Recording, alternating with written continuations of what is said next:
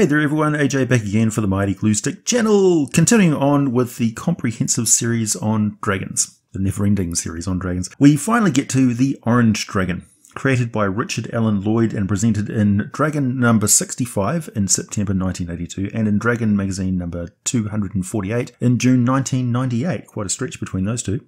Described in the Dragon Compendium Volume 1 and appearing in the module Under the Storm Giant's Castle. But probably the easiest way to use them in your game right now is to grab the stats for the adult blue dragon, leave everything exactly the same apart from the unique breath weapon of the orange dragon and the fact that they're amphibious, so they have a swim speed of 40 feet and they can breathe water as well as air. Swap the damage immunity from lightning to fire, and stat-wise they're good to go. Now, look at the regional effects and lair effects of the orange dragon. First, let's cover the psychology of these nasty chromatic predators. They prefer to lair near jungles and rivers and lakes.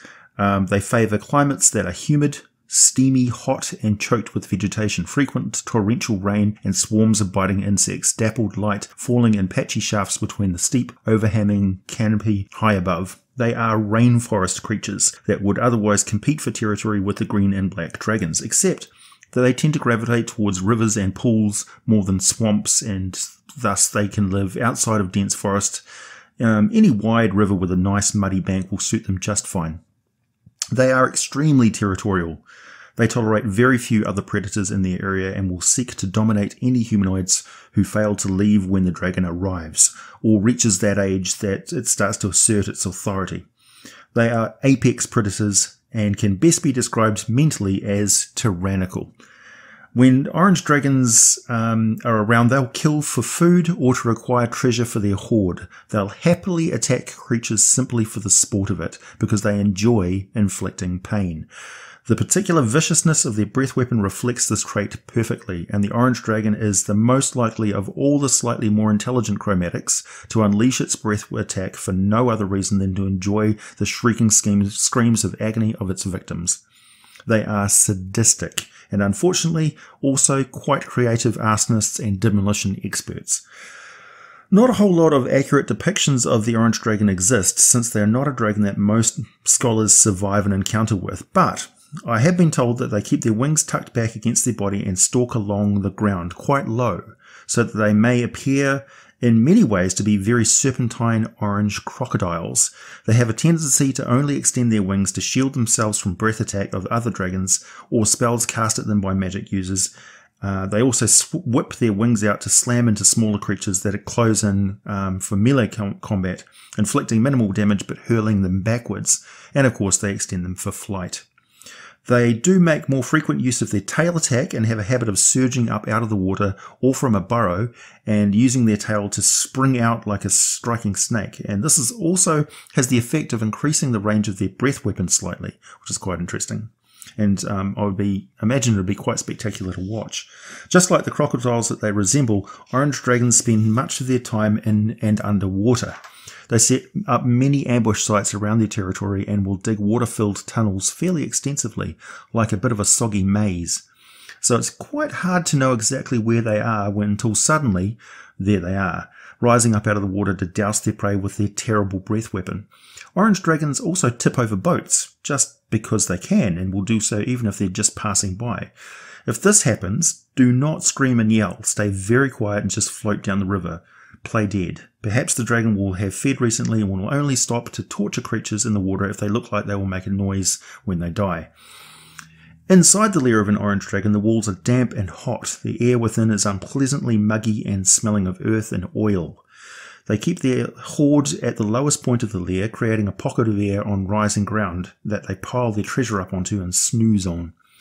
If combat takes place inside their lair, on initiative count 20, losing initiative ties, the earth in a 20-foot radius suddenly becomes quicksand, resisting movement and sucking everyone standing within this muddy hole.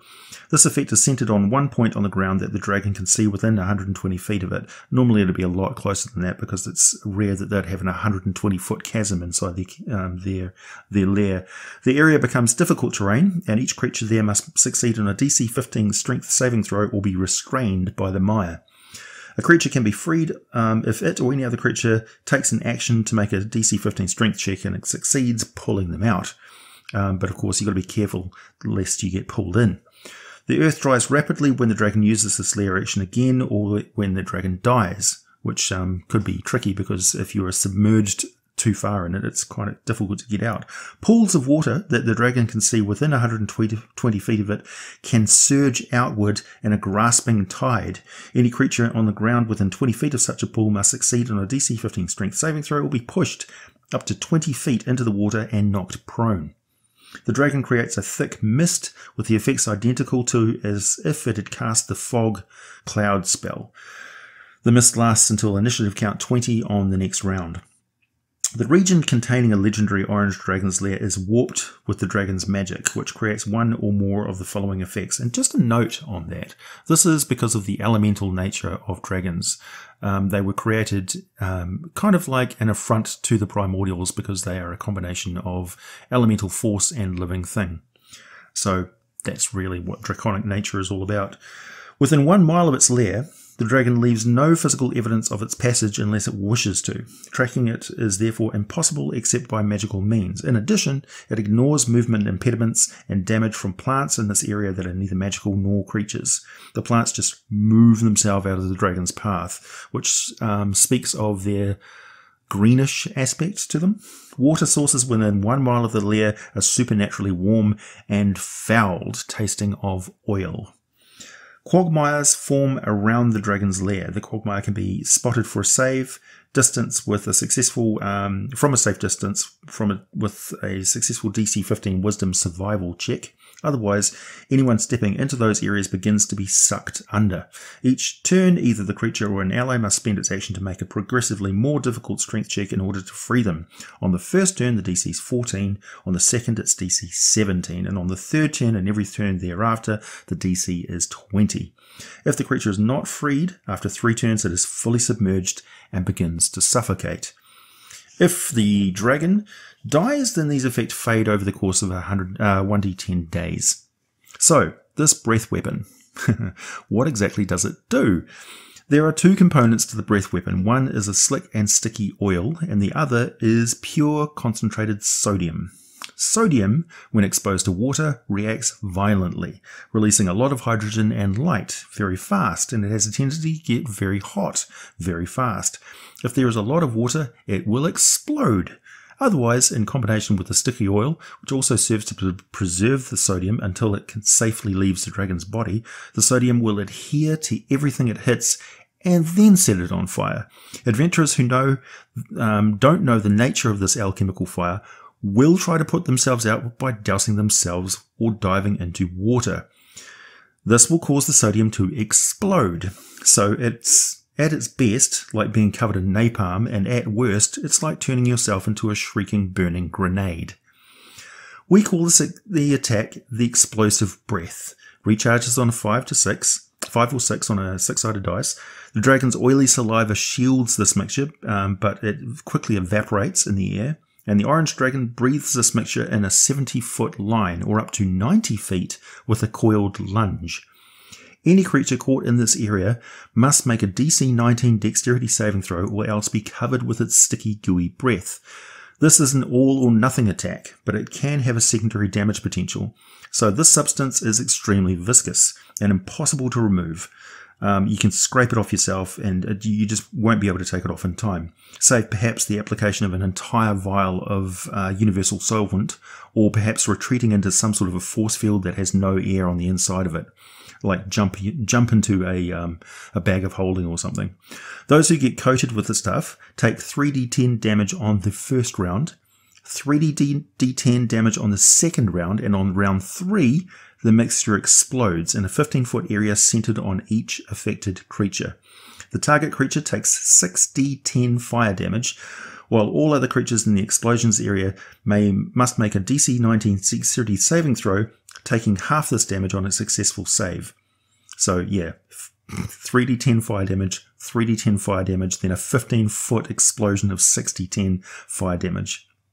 The creature takes damage from this breath weapon only once. Even caught in a zone of multiple blasts centered on many different victims, you only take a maximum of 6d10. One favourite tactic, so this is why I'm saying it's such a terrible breath weapon. One favourite tactic of the Orange Dragon is to breathe the sodium torrent into a water source adjacent to its victims, particularly while they are camped for the night or just moving along in a boat, a small boat or something. The explosion, immediate explosion caused by this highly effective and very amusing tactic is devastating and just it makes the dragon laugh out loud. They will also not hesitate to sweep a wing or a tail through a river or pool to splash water onto any group of victims that have been hit by its breath weapon to cause a catastrophic explosion happen immediately. The same is true to characters that get doused with water or dive into it. The dragons will only take to the air if they're threatened or if they're badly outnumbered. Their advantage is really the burrows and the water that they live in. They can fly, and then they will fly by the targets and release a gout of sodium on them, a line of fiery death, very reminiscent of a line of napalm. The burns and shockwaves that most certainly cause a conflagration and forest fire are devastating. Unless the whole area has recently been soaked with a heavy rainfall, they will set the entire area on fire. So, there we have it, the very nasty orange dragon. Do not confuse these with giant tropical river carp. For access to the scripts and occasional special offers, consider becoming a patron of the channel on Patreon. Join the community on our Discord server. Come say hi. Links to in the description below. Be sure to subscribe to the channel for a chance to win a 20,000 subscriber giveaway prize. Also, and as always, thanks for listening. And I'll be back with more for you very soon.